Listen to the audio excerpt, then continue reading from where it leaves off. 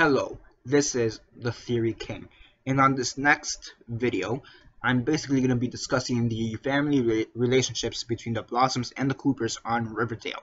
So, yeah, episode 12 of Riverdale was crazy. We found out who the murderer is, and there seems to be some kind of confusion on exactly how the murder went down, because they didn't really clean cut explain it. So if you guys want to check out that video, you'll see a card at the end of this video to go check out that video, because I explained the murder in detail. And yeah, but basically this was to clear up any confusion on the family relationship between the Blossoms and the Coopers. So it's basically been found out that the Coopers are in fact Blossoms. They are essentially cousins and or by blood. They are blood relatives, and yeah, and it seems like Clifford and Hal both definitely knew. Clifford Blossom and Hal Cooper, they both definitely knew that there was family relationships, and that's why, in part, why they hated each other so much. It seems like Penelope knew something about it, but she didn't know the whole scope of it. And as for Cheryl, Jason, Polly, Betty, and Alice, it looks like they knew none of it. So that's where we stand right now. And as for the grandmother, the Blossom grandmother, she's kind of senile. Who knows if she knows anything about it, to be honest, but we're not really going to include her up until now. So basically, this is the story between the Blossoms and the Coopers. The great-grandfather of Betty Cooper was murdered by the great-grandfather of Cheryl Blossom. So, yeah, and that's why, in part, they had this massive feud, in part because of the maple syrup, and in part because of the murder. And that's basically the story we've had up until now, up until the revelation right now that they are cousins. Turns out, those two men, the one who murdered the other guy, so the Blossom who murdered the Cooper, turns out it was a Blossom who murdered the Blossom. And this is where some people get confused and that it doesn't make sense, what's going on here, whatever. And how can both families split if they're from the same family? And this is basically what I predict happened. Both brothers, up until that point, before one of them got murdered, I believe both brothers already had their own respective families. They had their own wives, they had their own children at that point. At least one male child each, okay? Because they had to keep the lineage up until that point. Okay, at that point in the murder, the Coopers decided to split off from the rest of the Blossoms because they've had enough with the ways that the Blossoms have been treating the Coopers. So at that point, they take on the Cooper name and they move out of town or to a different section of town and say, yes, this is why we've had this feud. Now, it would make sense that Hal Blossom, or well, I guess at this point Hal Blossom, but okay, it would make sense that Hal Cooper and Clifford Blossom would know, because it's very likely that this happened during their childhood, and I mean like early childhood. Probably they're both no older than 10 when this happened, because it's Betty's great-grandfather and Cheryl's great-grandfather. So if you want to kind of go with this, it would have been Clifford's grandfather and Hal's grandfather and the grandmother's father, Cheryl, the Blossom grandmother's father. So that's basically how it is.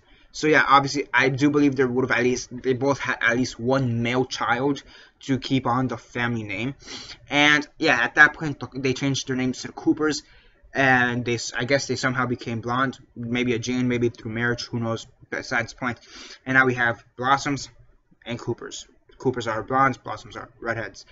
And that's why, and through technicality, that means Cheryl and Jason are cousins with Betty and Polly.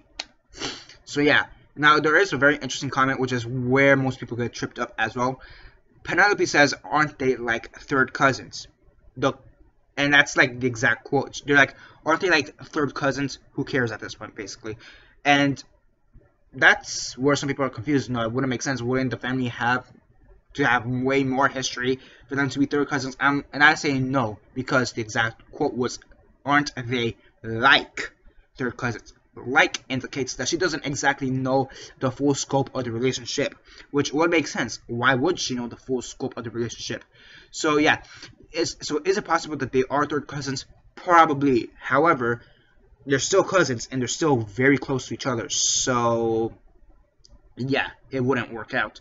So who knows? Are they third cousins or maybe they're first cousins? In my opinion, they're probably second cousins because it just makes sense in my opinion.